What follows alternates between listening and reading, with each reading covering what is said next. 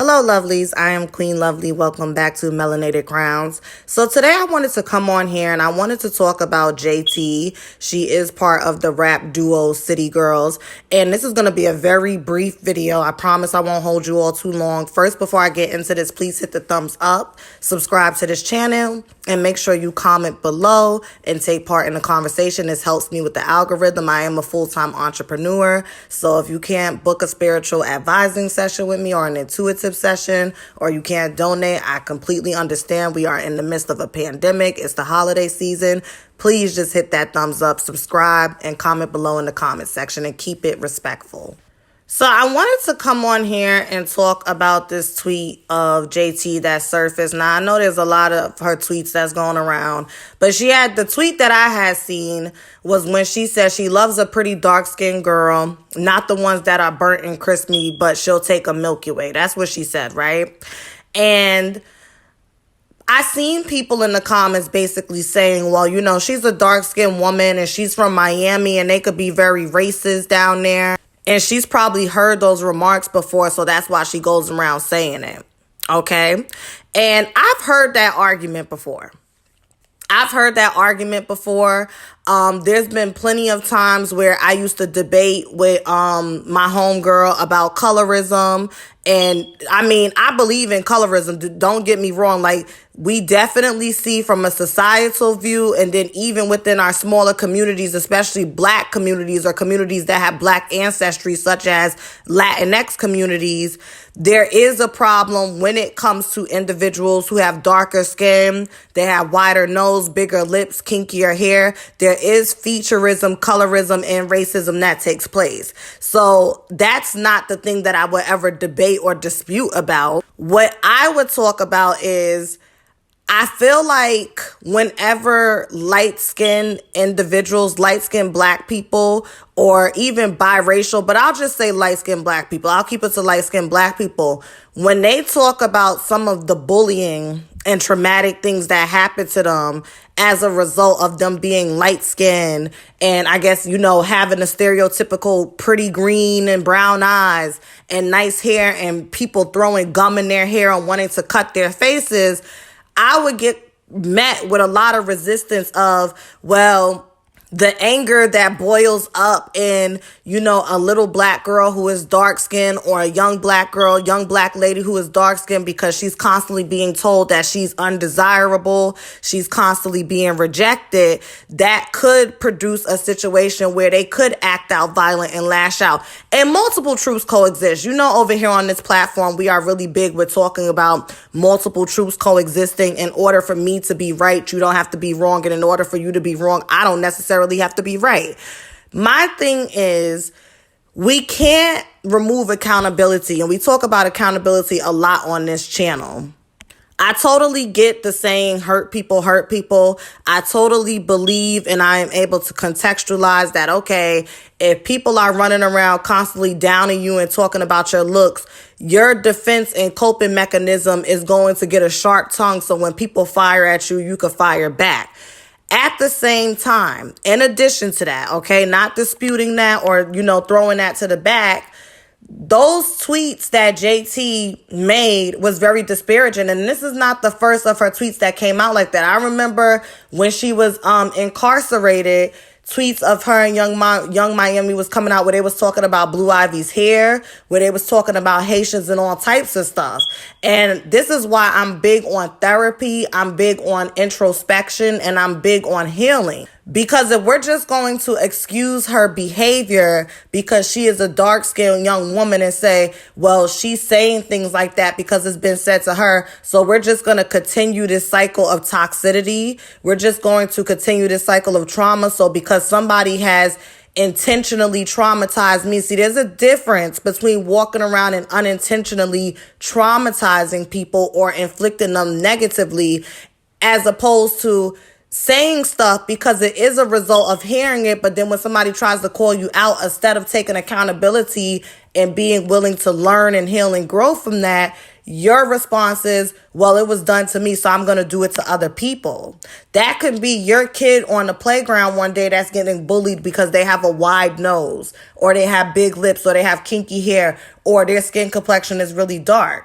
So we have to do our work and we have to heal. We're not responsible for the negativity that comes our way sometimes, but we are responsible with how we respond to it, react to it, and what we do with that energy and transform it into something positive. I just don't agree with that, that argument that like we can have those conversations. And this is the same thing, like, for example, if a young boy or something, like something happened where a boy committed some type of crime and he had a gun and he committed a robbery, and people was like, well, why is that boy hungry to begin with?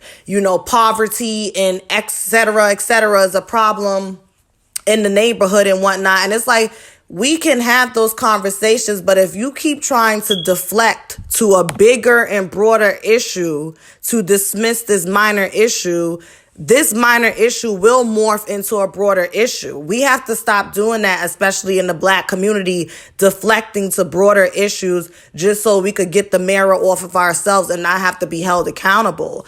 I believe in growth. I don't really follow JT and whatnot, but I believe in growth. And I feel like if you hold her accountable and you just don't attack her and say, let's cancel her and bully her, but actually explain to her why her behavior and why the things that have come out her mouth over the years is problematic, and you force her to grow, then she will grow.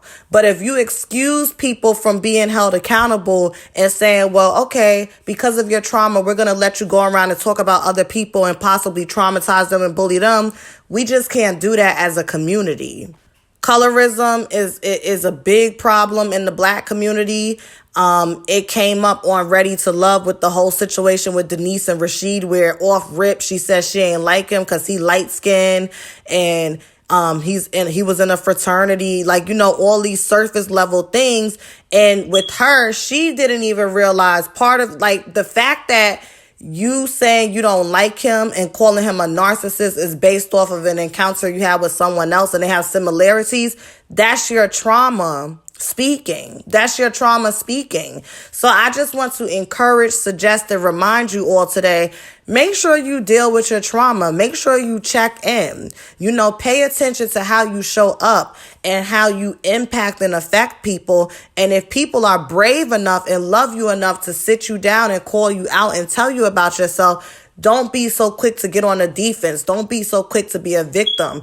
You can talk about your experiences with colorism or whatever the case may be and say, well, this is what I heard. This is what I was told. I was always told X, Y, and Z.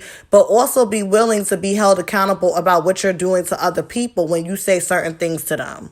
Even taking it back to the Kevin Samuels situation with the girl, and then I'm going to get out of here and wrap this up. You had people making videos and jumping underneath that video and, because the video done went viral, Black women, dark-skinned women, Black dark-skinned women or dark brown-skinned women talking about, oh, well, Kevin Samuels wasn't wrong. She is below average. And granted, right? We all have opinions. Myself included. We all look at people and sometimes our autopilot responses be like, ooh, she ugly, he ugly, or he's this or that. But as you grow and as you mature, you learn, you just don't do that. You may have a thought or an opinion, but is it going to add any value to the current situation for me to say it? And my question to Black women who have been victims of colorism and racism and bullying and, not being desired, what do you gain from publicly making a video or a comment or a retweet? Okay. What do you gain from doing that and co-signing a man like Kevin Samuels and saying this is true? So, and this is where I agree with the YouTuber Chrissy. This is why, in a sense, Black women do need to stay on code. No, Black people are not a monolith. Black men are not a monolith. Black women are not a monolith. But I do agree with that. There is a code to a certain degree. Because if that was a Black man on a Black woman show and she was cutting him down to the white meat, Black men would have came out and defended him. They would have came out and defended him.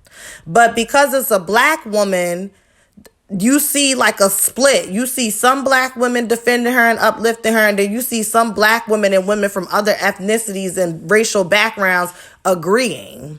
So we have to check in with ourselves and, be aware enough to say, okay, right now that's my trauma speaking. That's my emotion speaking. Because I truly can't fathom how, if you've been called ugly, dark, monkey, whatever the case may be, and you supposedly have healed and grown past that and you're confident today, why would you turn around and inflict that same verbal abuse on someone? So I'm going to leave y'all with that. Thank you so much for listening to this video, watching this video. Make sure you hit the thumbs up. Make sure you comment below and let me know what you think. And have a lovely day. If you would like to book a spiritual advising session with me or an intuitive session, you can find a link to that pinned in the comments, as well as in the description box, as well as my PayPal and my Cash App to donate. Have a lovely day. Hello.